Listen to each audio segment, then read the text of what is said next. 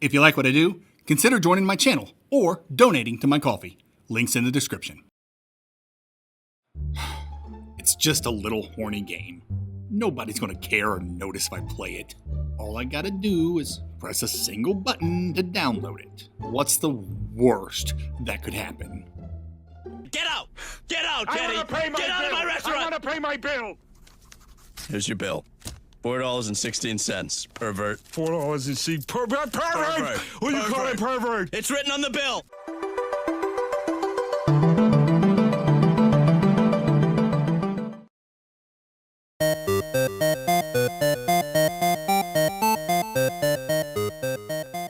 Happy Valentine's Day!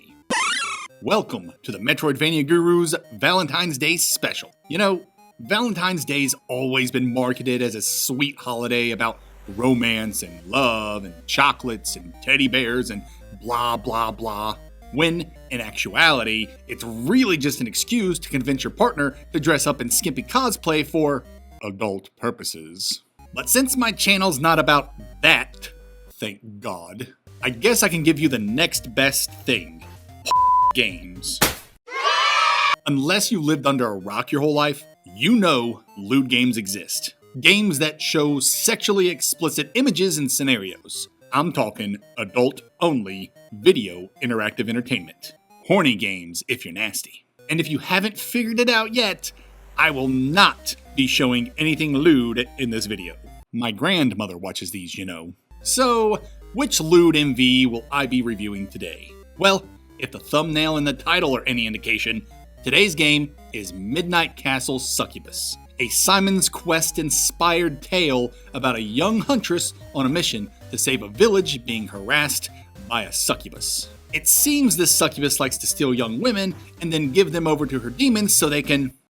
Ugh, that's unpleasant. Thankfully, for those of us not into demon or tentacle or in general, there's a safe for work option that removes all nudity and sexually explicit content. I played the game on NSFW mode for research purposes, as well as the SFW mode so I could compare the two options. My ultimate goal is to determine if Midnight Castle Succubus is more than just a lewd game to play with one hand. After stripping away all its boobies and could Midnight Castle Succubus actually be an MV worth playing?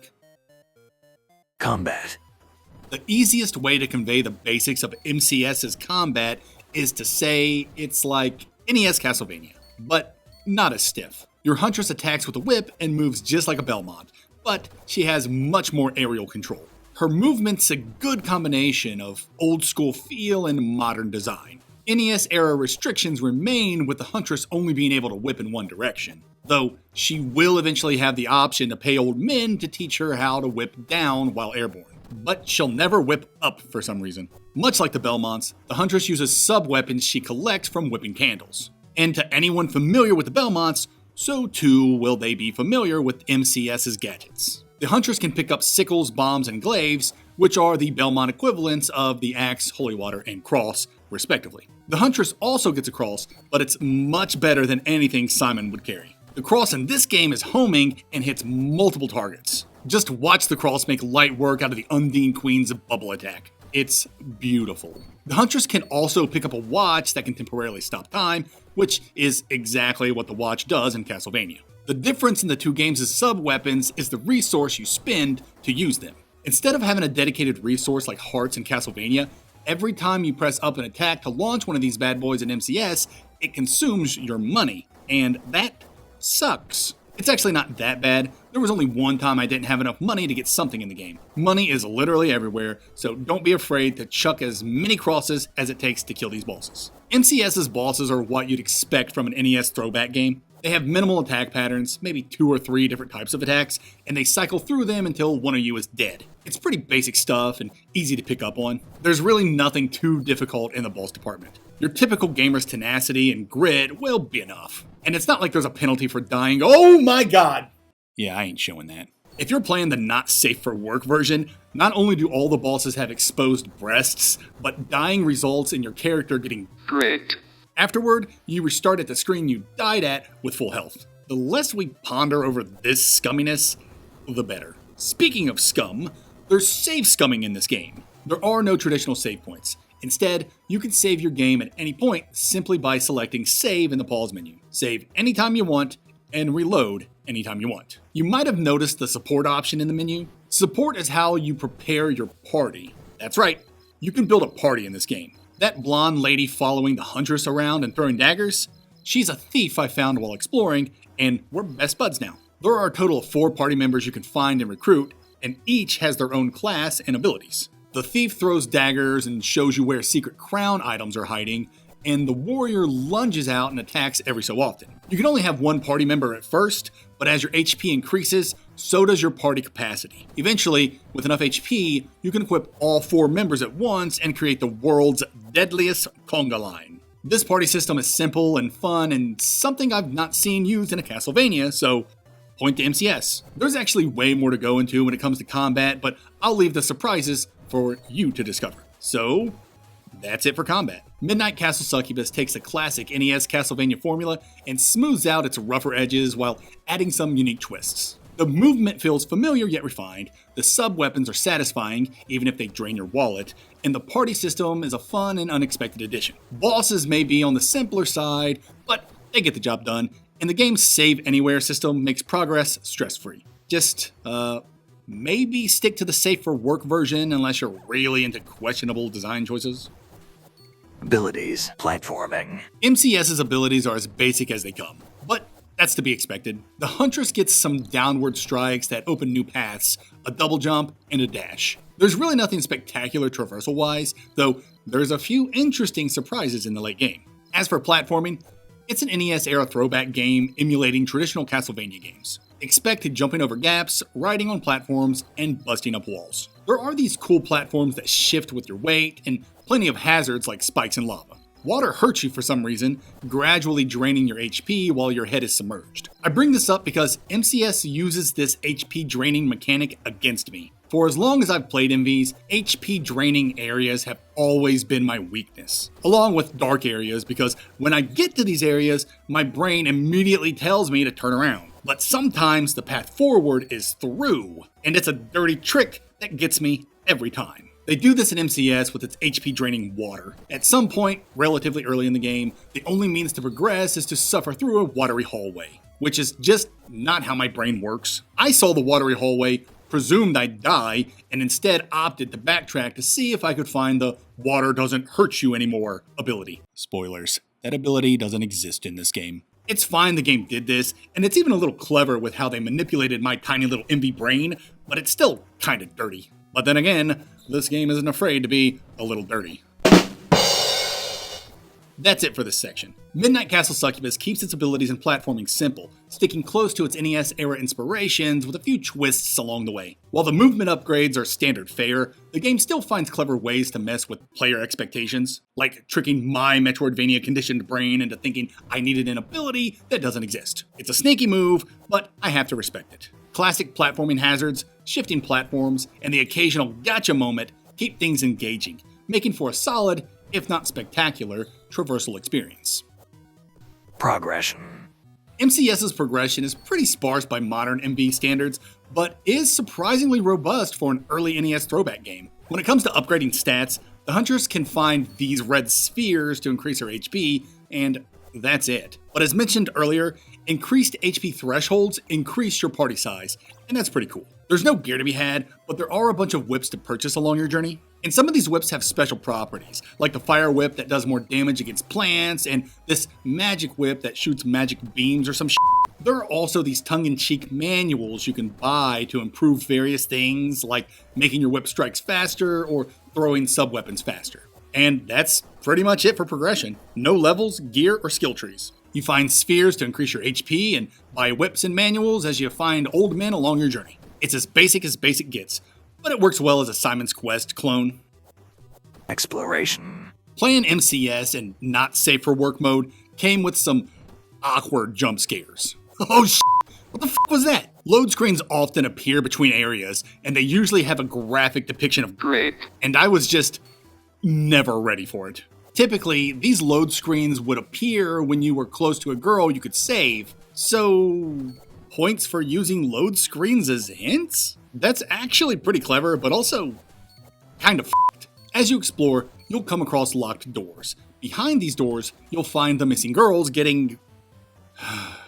Do I even have to say it at this point? To save these girls, you must first beat an area's boss to collect a key. Go back and unlock a locked door, then kill whatever monsters are gripping them. Once saved, the girls will thank you and head back to the village. Saving these girls initially feels fruitless as they don't really give you anything, though rescuing a damsel in distress should be its own reward. But rescuing these girls usually comes with an HP upgrade in the next room, and saving them is essential for exploration as saving a girl activates a nearby travel gate. And this is kind of where exploration falls apart for me. Exploration in MCS, for the large part, is fine for what it is for an NES throwback. You traverse an interconnected world that branches out with biomes that feel more like levels with minimal backtracking. I'm perfectly fine with that structure for any MV, especially for a period piece MV like this. What I didn't like are these teleportation gates. At first, you think they work like fast travel, but the gates aren't part of a network and instead only link to a singular other gate,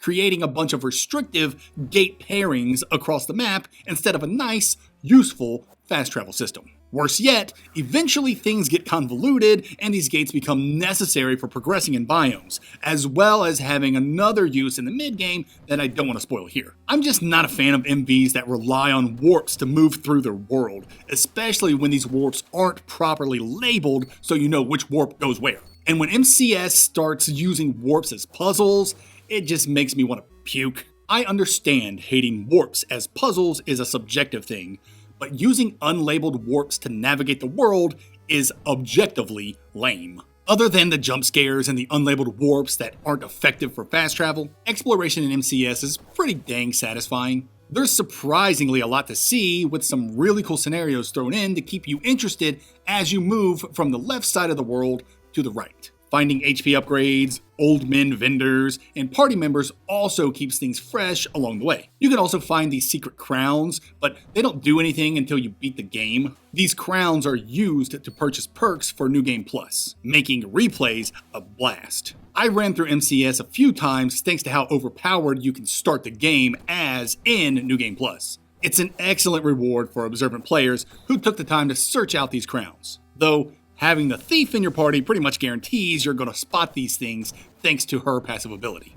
That's it for this section. Exploration in Midnight Castle Succubus is a mixed bag, mostly engaging, but occasionally frustrating. The game does a solid job of keeping things fresh with its interconnected world, hidden upgrades, and cool surprises, but its reliance on restrictive warp gates and unlabeled teleport puzzles drags things down. The NSFW jump scares were certainly unexpected, and while they serve as a unique way to hint at nearby captives, it's still pretty messed up. That said, the satisfaction of uncovering secrets, rescuing girls, and collecting crowns for New Game Plus perks makes exploration feel rewarding in the long run. If you can tolerate its quirks, there's a lot of fun to be had wandering through MCS's world.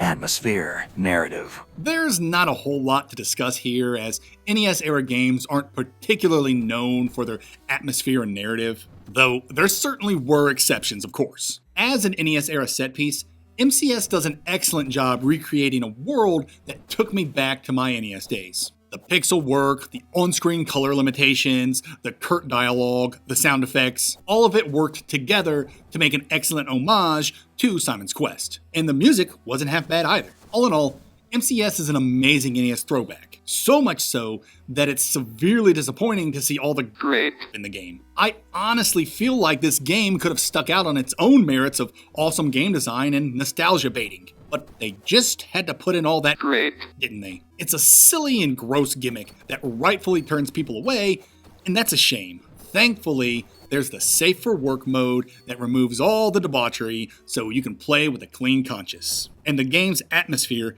is better for it. As for the narrative, I pretty much said it in the intro. You're a huntress on a mission to slay a succubus terrorizing a village. There are 3 endings, and they revolve around saving the girls and collecting the secret crowns. Each ending is really brief and not very interesting, so it's up to you if you want to get all 3 or not. With such a rewarding New Game Plus, I can see people using the overpowered skills they can unlock to speedrun the game. I know I did. There is a really cool twist that happens midway through the game that I've been neglecting this whole time, and I'd like to talk about that twist now. That means it's spoiler time. Go to this timestamp to fast travel to my final thoughts.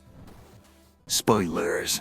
When you reach the other side of the map, you'll face off against the Succubus, the demon that's been capturing the girls. Upon defeating her, instead of credits rolling, she instead curses you, turning you into a succubus. The original succubus's body parts scatter across the land, and you're given a new objective. Collect the body parts and burn them to lift the curse. This not only gives you a new form to play with, but it also doubles the size of the game. I didn't see this twist coming, and it was awesome. It's a cool mix of Simon's Quest, collecting body parts to burn, and Symphony of the Night, hiding an entire half of the game from players. As cool as this is, it does come with some issues. Before I get into it, I want to first say I enjoyed the latter half of the game, just not nearly as much as the front half. While the front half feels like a proper successor to Simon's Quest, the back half feels more like one huge Mega Man level, which, as I've stated, is fun, but not when I'm looking for that feeling that MVs give me. My first issue is that the succubus form is so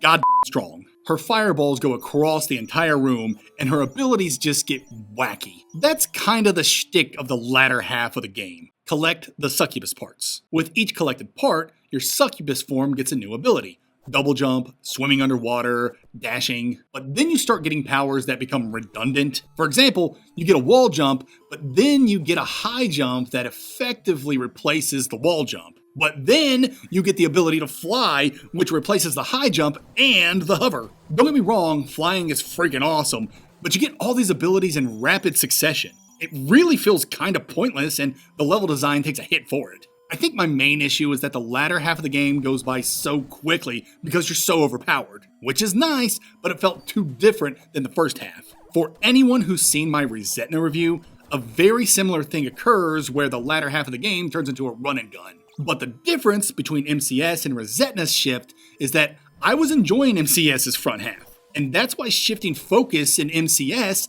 didn't hit like it did in Resetna. My last issue is that the latter half of the game takes place in Map B, which is cool, but switching from Map B to Map A, the first half of the game, sucks. There are only a few gates that travel between the two maps, and guess what? They aren't labeled. This, in fact, is trash design. So yeah, the twist of becoming the succubus and having a whole other half of the game to play through was initially exciting, but the execution felt disjointed. I still had fun though. Final thoughts and score.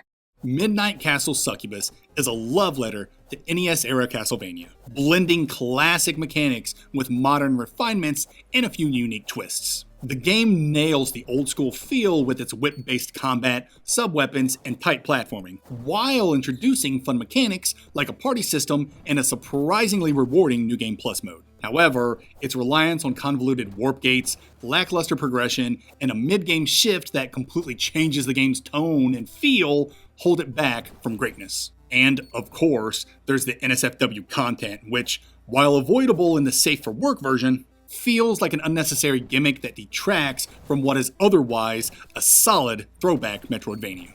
I award Midnight Castle Succubus a 7 out of 10. MCS is available on PC. I was able to beat it in about 5 hours and exclusively played it on Steam Deck with no issues. Therefore, I give MCS a Steam Deck rating of verified. Pair placement.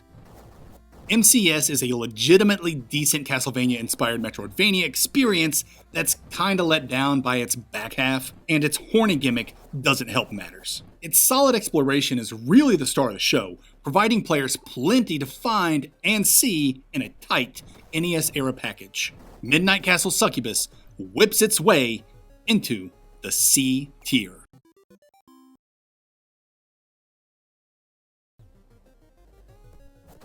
MCS is a hard sell to even the most hardcore MV fans thanks to its explicit depictions of Great. Even though there's an option to turn that shit off, the stigma of having such a title in your library remains. But for those brave enough to take the plunge, MCS might be one of the breast. NES throwback NVs, you'll play.